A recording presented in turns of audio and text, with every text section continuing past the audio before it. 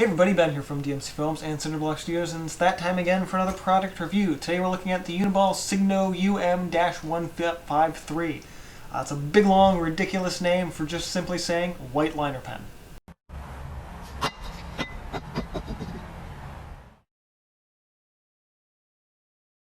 Now, when it comes to white liner pens, there are basically two main types. There's ones that are closer to paint pens, and then there are ones that are more like gel pens. As some of you may recall, back in sometime in the summer this year, I picked up a Sakura Pen Touch pen, which is definitely the paint variety of liner pens.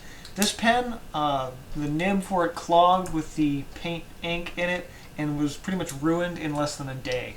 So definitely was still on the lookout for a new white liner pen, something that could really work into my set, and that would kind of work for me in the long run. While the Uniball Signo is technically a gel pen, you would never know it by working with it. And having heard and seen a lot of artists that use this, I was like, you know what? I'm gonna have to give this one a try. One thing I couldn't quite figure out though is I remember seeing these in my local Blick store, but they weren't on the online shop for Blick or the online shop for Utrecht, but apparently they're in the store, but they're not in the catalog. So I couldn't buy them online, which is kind of what I wanted to do. So for the first time in ever, I actually had to buy art supplies on Amazon. Although to be fair, 3 of these pens was maybe like $10, which is pretty damn good.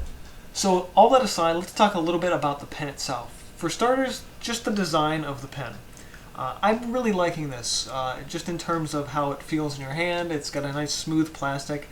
I don't know how big of a fan I am of the clear, but it definitely stands out among my other pens, and for that I do really like it. It's also got a nice grippy section right where you're sort of holding it, which, believe it or not, for a pen of any sorts really helps in the long run, especially if you're working outside or just fast. You really want to have a nice grip to hold on to. Another great advantage to a clear pen is you can always see just in general your ink levels. So it's like, okay, am I almost out of ink? Do I need more? Oh, I still have a lot. I do really like that about this pen. You can always kind of see, at least for the most part, what your ink level is. Now, once you get beyond the little rubbery grip, then you can't tell anymore. A lot of pens, usually you can unscrew the little silver top to this. This one, from what I can tell, you can't. You might be able to pry it off or force it off. I don't want to break my pen to do that. Might do that once it runs out of ink. But once it gets beyond that grip section, you kind of just have to gauge it and guess, okay, I have about, maybe half of that left. So as I mentioned before, the Signo is technically a gel pen, which I generally don't care for gel pens. But to be honest, I actually didn't know that at first, and found it out later, and then I was like, you know what, I don't think I could tell that this is specifically a gel pen. It feels so much more like paint than it does like a gelatinous ink. That a lot of gel pens seem to have in them, and I honestly, for that reason, you know what, it doesn't bother me that this is a gel pen. Additionally, unlike paint pens, like I mentioned before, the ones with the ball in them, you don't have to shake this. You can just open it up, uncap it, again, like any good pen, stick the cap on the back for that extra bit of room, and just start working. You don't have to worry about shaking the pen up in order to use it. So that's a little bit about the pen itself, but what about the general usage here? Well, what took me off guard at first is that the pen itself actually performs better when you use less pressure. The more you push with the pen, the more you actually start to get a little bit of a sort of streaky areas in your lines.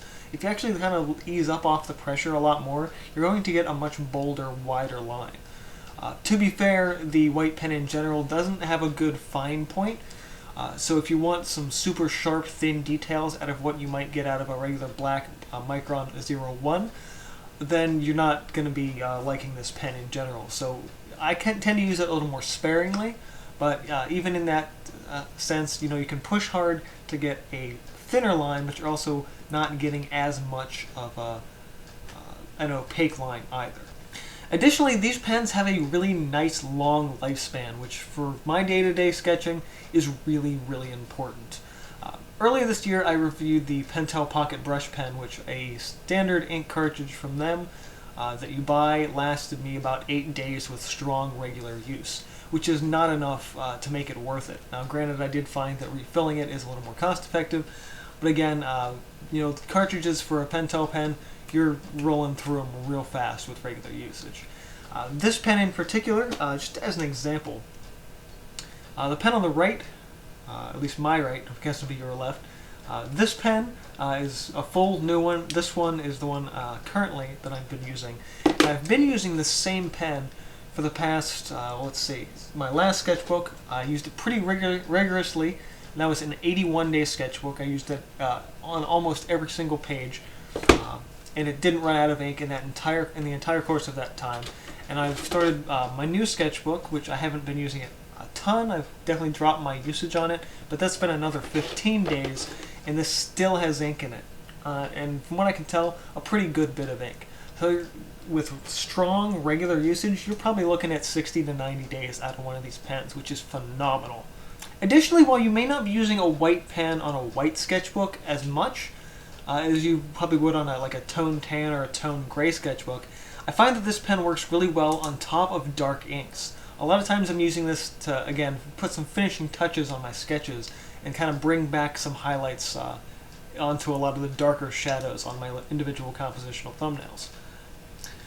Also, in working specifically in black ink and gray ink with this pen on white paper, is you can use the white pen in small areas sort of as an eraser. If you get a little extra bit of maybe a mark or a line that you want to hide or get rid of, you can actually go over top of it with the white pen and hide it, similar to how you might use like a whiteout.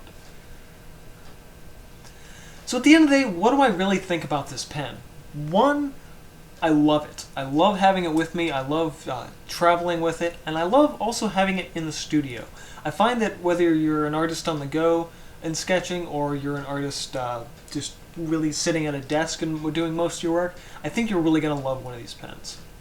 Also, I think if you're an artist at any level, whether you're a beginner, intermediate, experienced, even professional, I think you're really going to love this pen, especially if you've never used it before.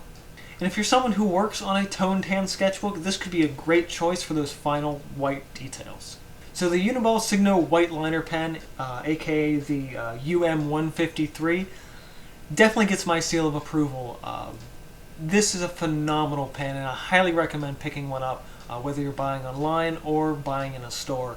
I really love working with this, and it's definitely become part of my regular working set.